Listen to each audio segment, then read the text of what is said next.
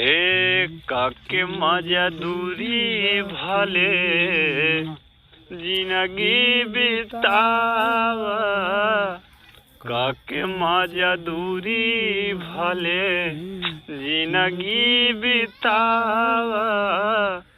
बेटा चाहे बेटी होके दोनों के पढ़ावा, बेटा चाहे बेटी होके दोनों के पढ़ावा।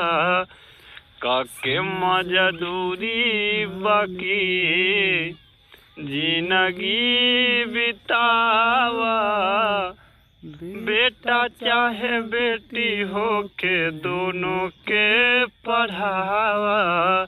सानी दुलारुआ आ जाए के तू बतावा, बेटा चाहे बेटी होके दोनों के पढ़ावा।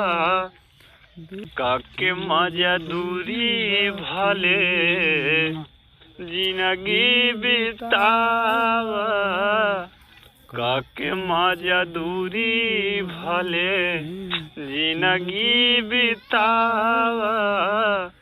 बेटा चाहे बेटी होके दोनों के पढ़ावा, बेटा चाहे बेटी होके दोनों के पढ़ावा।